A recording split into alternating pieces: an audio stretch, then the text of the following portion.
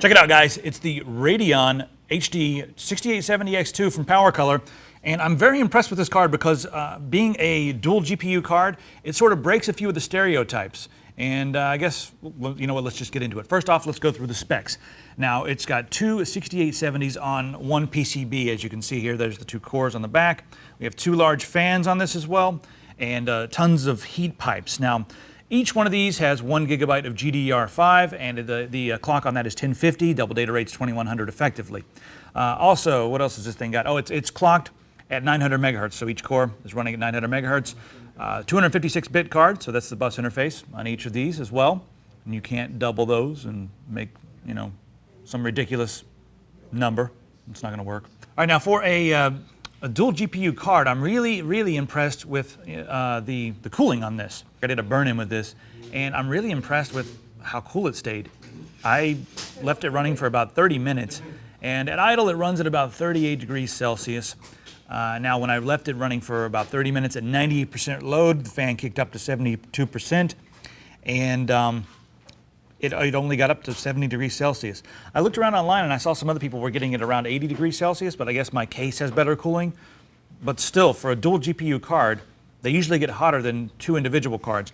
The other thing that's interesting about this card is that being a dual GPU card, it actually runs faster than two of these cards in Crossfire. So that's interesting.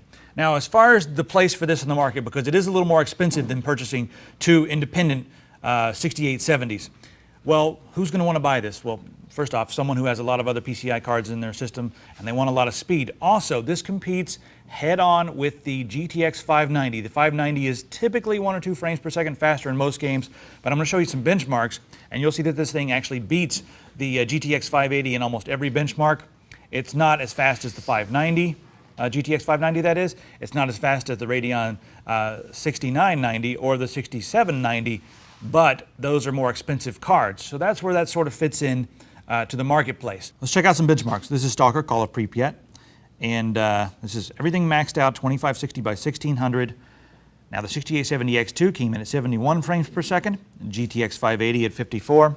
5970, that one came in at 74 frames per second, but that is a more expensive card.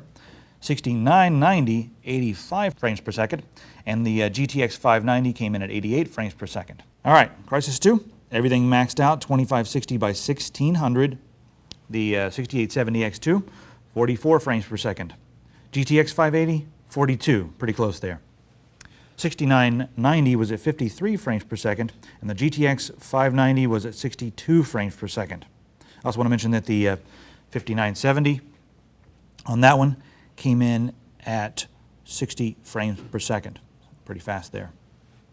All right, Dragon Age 2, 2560 by 1600, everything maxed, 4 times anti-aliasing. All right, 6870X2, 41 frames per second. GTX 580, 33 frames per second. The Radeon 5970 came in at 44 frames per second. The Radeon 6990, 57 frames per second, and the NVIDIA GeForce GTX 590 was at 33 frames per second.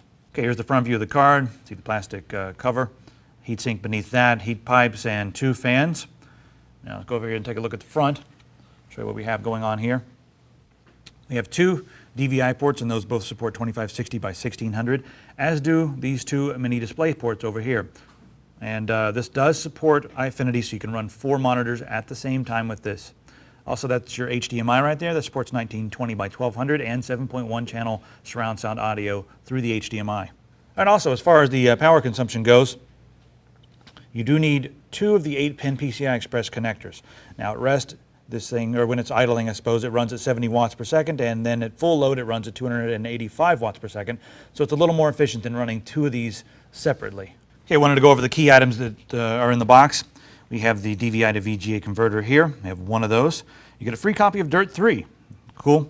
We get 2 of these. This is a 6-pin to 8-pin PCI Express adapter. And we get 2 of these. This is mini DisplayPort to the full-size DisplayPort there. 2 of those in the box, 2 of those in the box, 1 of everything else.